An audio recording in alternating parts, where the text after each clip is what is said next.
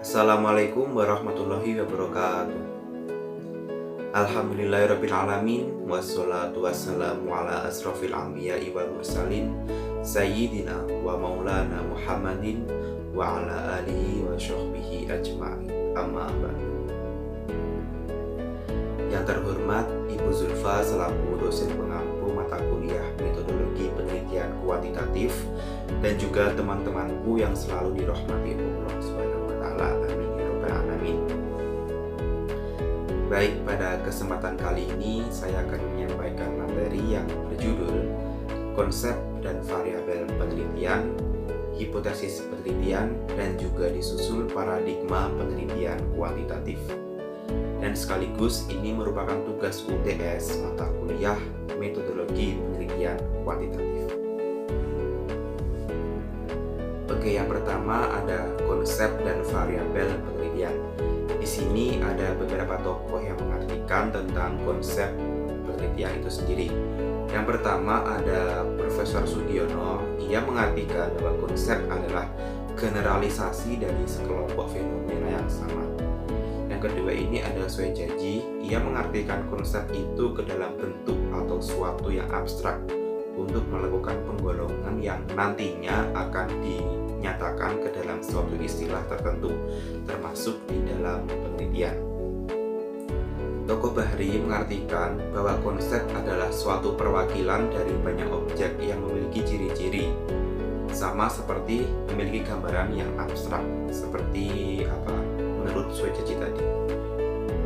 Terus ada Singarimun dan Effendi, yaitu mengartikan bahwa konsep adalah suatu generalisasi dari beberapa kelompok yang memiliki fenomena tertentu, sehingga dapat digunakan untuk penggambaran fenomena lain dalam hal yang sama. Konsep penelitian dapat diartikan sebagai suatu kesatuan pengertian tentang suatu hal atau persoalan yang perlu dirumuskan. Mengapa kok perlu dirumuskan? Karena dalam penelitian itu tanpa adanya konsep, itu pasti penelitiannya akan sulit dikendalikan atau banyak hal-hal yang diubah dan akan memperlambat atau menghambat dari kegiatan penelitian itu sendiri. Nah, dalam merumuskan suatu pengertian, peneliti harus dapat menjelaskan sesuai dengan maksud peneliti dalam memakainya. Hal ini perlu adanya konsistensi dalam menggunakan konsep itu sendiri. Nah, konsep ini biasanya digunakan dalam mendeskripsikan segala variabel yang abstrak dan kompleks. Nah, sedangkan variabel ini diartikan sebagai konsep yang lebih konkret, yang acuan-acuannya langsung ke hal yang lebih nyata. Suatu variabel adalah konsep tingkat rendah yang acuan-acuannya secara relatif mudah diidentifikasikan dan diobservasi, serta dengan mudah diklasifikasi, diurut, ataupun diukur. Pengertian variabel ini ada juga tokoh-tokoh yang mengartikan tentang variabel itu sendiri. Yang pertama, menurut Sugiono, variabel penelitian adalah segala sesuatu yang berbentuk apa saja yang ditetapkan oleh peneliti untuk dipelajari sehingga memperoleh informasi tentang hal tersebut, kemudian baru ditarik kesimpulannya.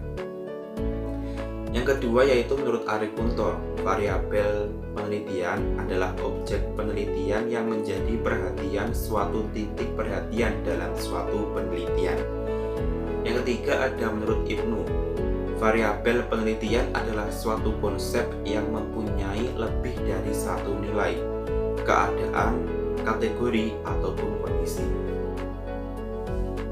Jadi, variabel penelitian ini bisa disimpulkan bahwa variabel penelitian ini merupakan suatu atribut, sifat, ataupun nilai dari suatu objek yang mempunyai variasi tertentu dan ditetapkan oleh peneliti untuk dipelajari dan ditarik kesimpulannya. Macam-macam variabel. Variabel dilihat dari fungsinya itu yang pertama, variabel bebas atau disebut independent variabel. Variabel ini merupakan variabel yang mempengaruhi variabel lain menjadi sebab atau berubahnya suatu variabel lain.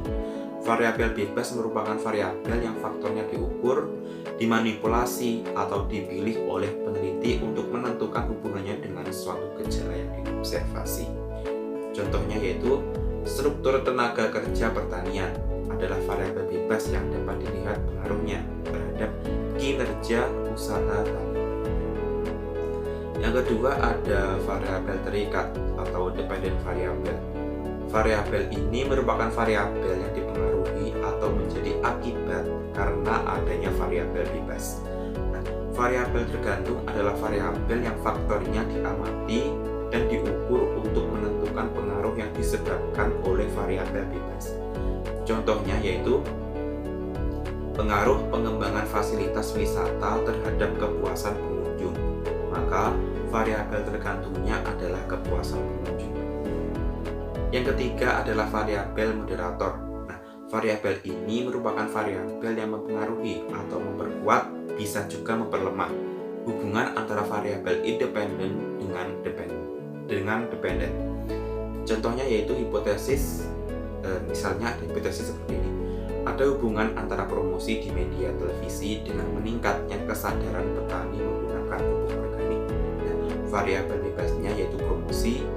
Variabel tergantungnya adalah kesadaran menggunakan pupuk organik, dan variabel moderatnya itu media promosi. Yang keempat yaitu variabel intervening, merupakan variabel yang mempengaruhi hubungan antara variabel independen dengan variabel dependen menjadi hubungan yang tidak langsung. Contohnya, layanan yang baik mempengaruhi kepuasan pelanggan. Variabel bebasnya layanan yang baik, variabel tergantungnya kepuasan pelanggan, dan variabel pengganggunya adalah kualitas jasa atau produk. Yang kelima ada variabel kontrol. Nah, variabel ini merupakan variabel yang faktornya dikontrol oleh peneliti untuk menetralisasi pengaruhnya. Nah, variabel yang dikendalikan atau dibuat konstan. Jadi ya mungkin variabel ini dikendalikan oleh peneliti dan dibuat konstan. Contohnya yaitu ada pengaruh kontras warna baju terhadap keputusan membeli di kalangan wanita. Variabel bebasnya diketahui kontras warna, variabel tergantungnya diketahui keputusan membeli, dan variabel kontrolnya yaitu wanita. Ini mungkin dikelompokkan ke dalam jenis kelamin. Nah, variabel dilihat dari skala nilainya. Itu yang pertama ada variabel kontinu, merupakan variabel yang memiliki kumpulan nilai yang teratur dalam kisaran tertentu. Misalnya tinggi sampai sedang, terus 1 sampai dengan 7, dan yang lain sebagainya. Yang kedua yaitu variabel kategoris, merupakan variabel yang memiliki nilai berdasarkan kategori tertentu atau skala nominal. Contohnya itu mungkin di hal sikap, kan ada baik, buruk, dan sifat-sifat lainnya. Variabel dilihat dari perlakuannya itu ada dua, yaitu variabel aktif, yaitu variabel-variabel yang dimanipulasi untuk keperluan penelitian eksperimen. Yang kedua yaitu variabel atribut, yaitu variabel yang tidak dapat dimanipulasi untuk keperluan riset. Contohnya inteligensi, sikap, jenis kelamin, dan yang lain sebagainya. Nah, selanjutnya yaitu pengukuran variabel. Berdasarkan kriterianya, variabel itu dikelompokkan menjadi 4. Pengelompokan ini yang pertama yaitu skala nominal, merupakan suatu himpunan yang terdiri dari anggota-anggota yang mempunyai kesamaan tiap anggotanya, memiliki perbedaan dari anggota himpunan yang lain. Misalnya itu jenis kelamin dibedakan antara laki-laki dan perempuan, terus ada pekerjaan, ada yang bekerja sebagai guru, petani, nelayan, dan yang lain sebagainya juga. Yang kedua yaitu skala ordinal, merupakan himpunan yang beranggotakan menurut ranking, urutan, pangkat, atau jabatan. Nah, dalam skala ordinal ini, tiap himpunan itu tidak hanya dikategorikan kepada persamaan atau perbedaan dengan himpunan yang lain, tapi juga berangkat dari pernyataan lebih besar atau lebih kecil.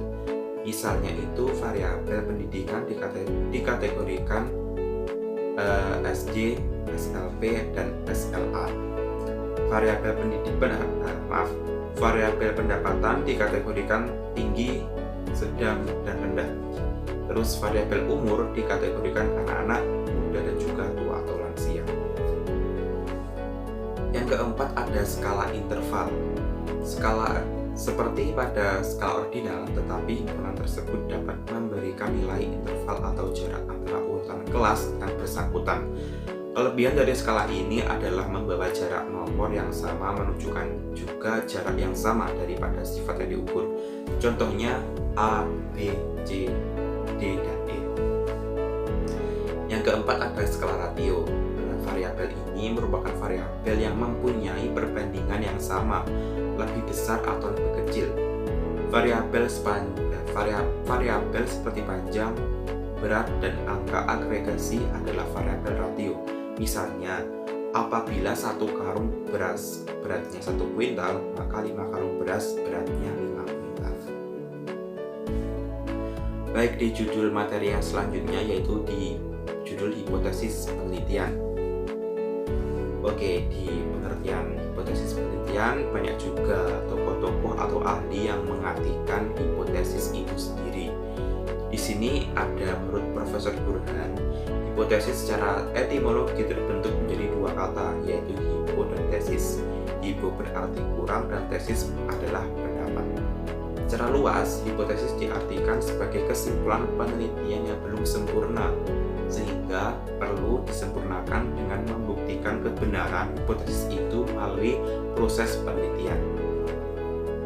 Yang kedua ada Profesor Sugiono. Ia mendefinisikan bahwa hipotesis adalah jawaban sementara terhadap rumusan masalah penelitian, di mana rumusan masalah itu telah dinyatakan dalam bentuk kalimat pertanyaan. Ini perlu diketahui. Dikatakan sementara karena jawaban yang diberikan baru berdasarkan pada teori yang relevan, belum didasarkan pada fakta-fakta empiris yang diperoleh melalui pengumpulan data. Terus ada Soikadije, ia mendefinisikan bahwa hipotesis berasal dari bahasa Yunani, hipo yang artinya di bawah, sedangkan tesis artinya pendirian, pendapat yang ditegakkan, dan kepastian. Dan artinya hipotesis ini merupakan sebuah istilah ilmiah yang digunakan dalam rangka kegiatan ilmiah yang mengikuti kaidah-kaidah berpikir biasa secara sadar, teliti, dan juga terarah. Dr. Andes Syahrum juga mengartikan hipotesis bahwa hipotesis ini merupakan suatu kesimpulan dari suatu proses berpikir dan bukan dugaan yang dikemukakan secara asal-asalan. Ia tuh memberikan fungsi bahwa hipotesis ini sebagai jawaban sementara terhadap permasalahan yang ditelaah dalam kegiatan penelitian. Hipotesis juga berarti sebuah pernyataan atau proposisi yang mengatakan bahwa di antara sejumlah fakta ada hubungan tertentu. Nah, proposisi inilah yang akan membentuk proses terbentuknya hipotesis di dalam penelitian. Jadi, hipotesis ini membutuhkan sumber-sumber inspirasi yang dapat membantu dan memberi warna di saat mendesain dan mengonstruksi hipotesis. Nah, untuk mencari sumber inspirasi dalam mendesain hipotesis dapat digunakan itu 2 cara. Yang pertama itu menggunakan teori kepustakaan, dan cara yang kedua yaitu menggunakan kenyataan atau pengalaman empiris dari peneliti itu sendiri. Terus ada juga merancang hipotesis. Nah, di sini tokoh William F. Ogburn memberi saran terkait perancangan hipotesis. Nah, bahwa untuk sampai di validitas hipotesis yang berkemampuan untuk mencapai keilmuan yang langgeng atau keilmuan yang bisa tahan lama itu haruslah melalui langkah-langkah. Itu kan ada langkah-langkahnya dalam menyusun hipotesis. Terus juga mencapai ide, merumuskan ke dalam suatu bentuk hingga dapat didemonstrasi dan diverifikasi. Dan tentu hipotesis itu merupakan valid, bukan dugaan yang asal-asalan dari benak peneliti. Dari performance-nya dalam arti materi hipotesis, formulasi hipotesis haruslah memenuhi beberapa syarat sebagai berikut. Yang pertama, disajikan dalam bentuk formulasi konsisten logis. Maka hipotesis harus dirumuskan dengan sedemikian rupa sehingga konsekuensi mutlak yang lahir darinya tidak merupakan sesuatu yang berlawanan atau sesuatu yang inkonsisten atau yang tidak menetap. Yang kedua yaitu penggunaan prinsip ekonomis. Jadi ketika kita menyusun hipotesis itu kita harus menggunakan kata-kata yang diperlukan saja. ini kayak haruslah dirumuskan sehemat mungkin, tapi itu jelas maknanya. Yang ketiga, yaitu hipotesis dibuat dengan kemungkinan pengujiannya. Jadi hipotesis itu harus bisa diuji setelah menyusun hipotesis itu sendiri. Yang keempat, ada hipotesis harus spesifik dan tidak menggunakan yang ambiguous atau kata-kata atau kalimat yang sulit dipahami. Yang kelima, ada acuan empiris yang ditentukan secara tegas. Dalam hal ini, hipotesis tidak dapat melepaskan diri dari jangkauan konsep yang telah ditentukan. Nah, tentukan sebelum kita merumuskan hipotesis kan tentu kita itu merancang konsep terlebih dahulu. Dan ketika kita merumuskan hipotesis haruslah sesuai dengan konsep yang telah kita tentukan. Supaya apa? Ya supaya di penelitian selanjutnya itu berurutan gitu, sesuai dengan konsep ataupun renggan yang telah kita susun sebelumnya. Jadi ya tidak berantakan ataupun beracak-acakan ketika menyusun laporannya. Terus di sub selanjutnya ada berbagai bentuk hipotesis. Nah, ini menurut Profesor Burhan Bungin ada 3. Yang pertama yaitu hipotesis nol atau HO. Yang kedua adalah hipotesis alternatif atau HA. Dan yang ketiga adalah hipotesis kerja atau HK. Selanjutnya Profesor Sugiono juga membuat bentuk hipotesis ini juga ada 3. Yang pertama ada hipotesis deskriptif atau disebut variabel mandiri.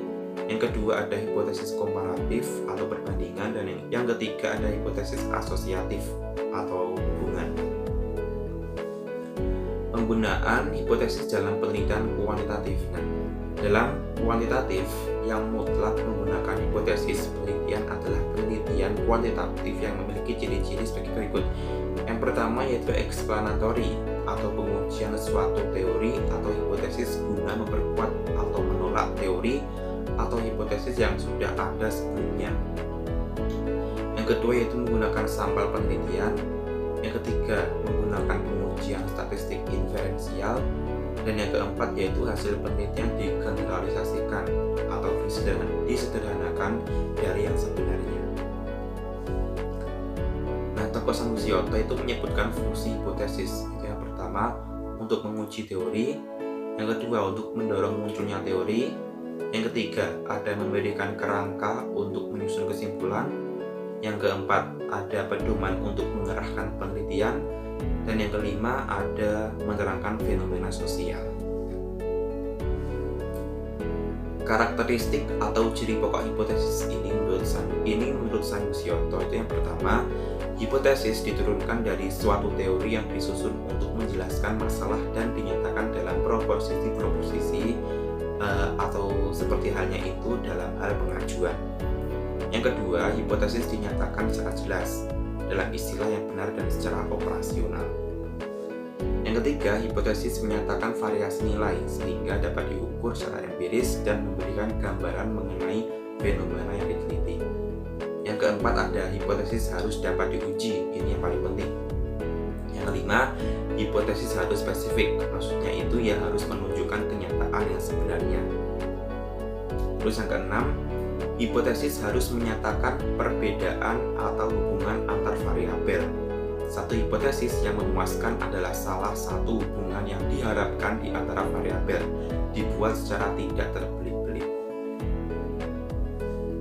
Oke, di materi yang selanjutnya yaitu paradigma penelitian kuantitatif. Di sini ada Profesor Sugiono mendefinisikan bahwa paradigma penelitian itu merupakan pola hubungan antara variabel yang akan diteliti. Nah, secara luas paradigma penelitian dalam hal ini dapat diartikan sebagai pola pikir yang menunjukkan hubungan antara variabel yang akan diteliti, yang sekaligus mencerminkan jenis dan jumlah rumusan masalah yang perlu dijawab melalui penelitian. Teori yang digunakan untuk merumuskan hipotesis, jenis dan jumlah hipotesis, dan teknik statistik analisis yang akan digunakan. Nah, terkait bentuk-bentuk paradigma penelitian kuantitatif itu di dalam buku Profesor Sugiono itu ada 7. Yang pertama ada paradigma sederhana. Yang kedua ada paradigma sederhana berurutan.